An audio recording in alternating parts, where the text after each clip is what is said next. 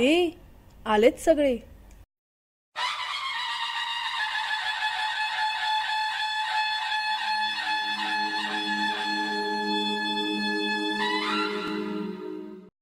सुस्वागतम सुस्वागतम.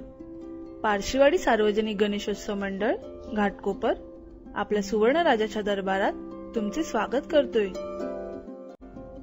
अहो, मी बोलतोय मूषक, बाप्पाचे वाहन. इथे बाप्पाच्या चरणांशी यंदा आपले मंडळ आपल्या सुवर्ण राजाचा 60वा वाढदिवस म्हणजेच हिरक महोत्सव साजरा करत आहे. आणि याच निमित्ताने बाप्पाला आपल्याकडून काहीतरी हवंय. लहानपणी आपण नेहमी ऐकतो की चुकीचे काम केल्यावर बाप्पा आपले कान कापतो. कान नसेल तर आपले काय होईल याचा विचार सुद्धा किती भयानक वाटतो ना.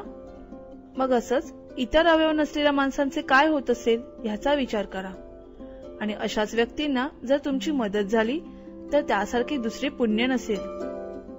आपल्या बाप्पालाही आपल्याकडून हेच हवंय. अवयवदान याचे एक उदाहरण म्हणजे आपल्या बाप्पाला मिळालेलं जीवनदान. तर अवयवदान म्हणजे काय? अवयवदान हा दुसऱ्यांना मदत करण्याचा असा मार्ग आहे ज्यामध्ये तुम्ही तुमच्या मृत्यूनंतर तुमचे अवयव इतरांना दान करण्याची परवानगी देता. हे दान सर्वस्वी तुमच्या इच्छेवर आहे. याने तुमच्या जीवनावर कुठलाच फरक पडणार नाही. आपण अवयवदान का करावे? कोणाच्याही अवयवात कधीही बिघाड होऊ शकतो. आजारपणात किंवा एखाद्या संसर्ग दोषामुळे कधी कधी अशी वेळ येते की फक्त अवयव बदलणे हाच पर्याय उरतो. तुमच्या मृत्यूनंतर तुमचं यकृत एखाद्याचं जीवन वाचवू शकतं. तुमच्या मूत्रपिंड दानाने व्याश्लेषणचा म्हणजेच डायलिसिसचा रुग्णही पूर्णपणे बरा होऊ शकतो. चला तुम्हाला एक उदाहरण दाखवतो. आई, तू का रडतेस? काही नाही ग बाळा, तू झोप. पण आई, मला काय झालंय आणि तू मला घरी कधी नेणार? तू बरी झालीस ना की जाऊ आपण. आता नीच. आता हिला कसं सांगू की हिच्या हृदयात बिघाड आहे. तिच्याकडे आता फक्त 3 महिने उरले आहेत. आज माझ्या काळजाच्या तुकड्याला हृदय हवंय.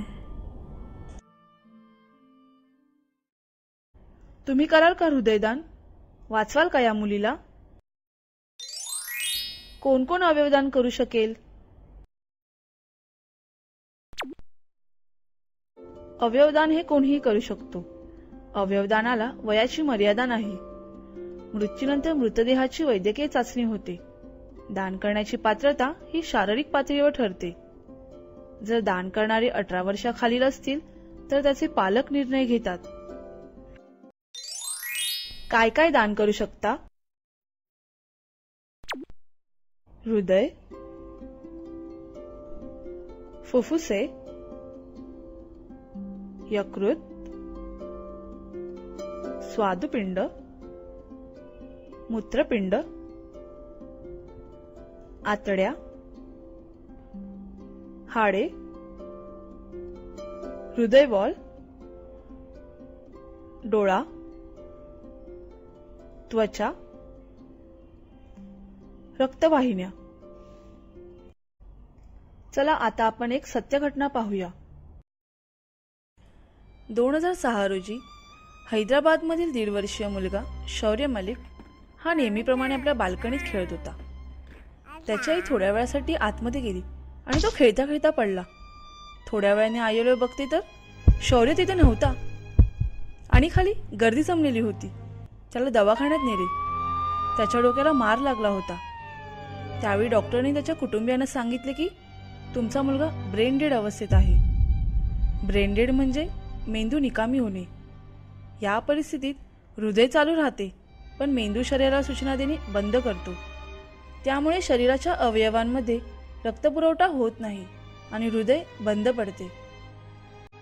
डॉक्टरांनी त्याचे अवयव दान करण्याचा सल्ला दिला.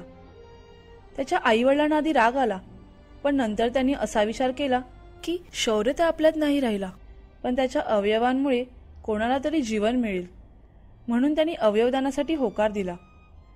शौर्याच्या आईवडिलांच्या परवानगीनुसार डॉक्टरांनी शौर्याची किडनी व डोळे अवयवदानासाठी घेतले. त्याची किडनी एका 31 वर्षीय शेतकऱ्याला देण्यात आली व डोळे हैदराबादमधील आय बँकमध्ये जतन करून ठेवले आहेत. जगातील सर्वात लहान डोनर म्हणून शौर्य मलिक याच्या नावाची नोंद लिम्का बुक ऑफ रेकॉर्ड्समध्ये करण्यात आली आहे. देणगीदार कसे बनाल? तुमच्या अवयवदानाची नोंद तुमच्या देणगी कार्डवर दाखवा. तुमचं अवयवदान कार्ड नेहमी तुमच्या जवळ ठेवा.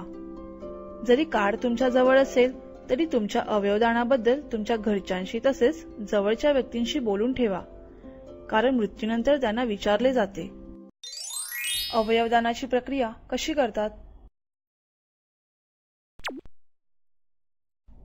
अवयवदानाची प्रक्रिया ही दवाखान्यातील अतिदक्षता विभागातच होते. अवयव काढण्याची प्रक्रिया सुरू असताना व्हेंटिलेटर आणि पेसमेकरच्या सहाय्याने शरीरसंस्था कृत्रिमरित्या सुरू ठेवता येते. हे अवयव विशिष्ट टाकाऊ द्रव्याने स्वच्छ करून बंद पद्धतीने थंड ठिकाणी ठेवले जातात. व्यक्ती जर दवाखान्यात मरण पावली तर कुटुंबाच्या परवानगीने तिथेच त्वरित ही प्रक्रिया पार पडली जाते. यावेळी अवयव आणि पेशी दोन्हीही काढले जातात.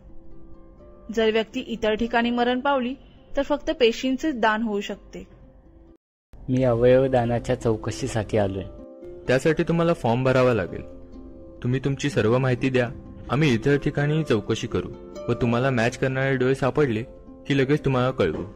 माफ करा, पण तुमचा काहीतरी गैरसमज झालाय. मी अवयव मागायला नव्हे तर अवयव दान करायला आलोय. मी स्वतः अंध आहे व मी माझ्यासारख्या गरजूंची परिस्थिती समजू शकतो. मला जग पाहता आले नाही, पण माझ्या मृत्यूनंतर काही लोकांना जीवनदान तरी मिळेल. मित्र हो, जर एक अंध व्यक्ती अवयवदान करू शकतो तर तुम्ही का नाही? या एका अंध व्यक्तीच्या दानाने उद्या या सर्वांना नवे आयुष्य मिळेल. आताचं ताजं उदाहरण द्यायचं झालं तर महाराष्ट्राचे माजी मुख्यमंत्री कैलासवासी विलासराव देशमुख यांना प्रत्यारोपणासाठी यकृत वेळेवर न मिळाल्याने ते अनंतात विलीन झाले. तर तुम्हीही कराल ना अवयवदान? आपले मंडळ तुम्हाला सर्वतोपरी माहिती देईल. त्वरित आपल्या मंडळाला भेटा. धन्यवाद.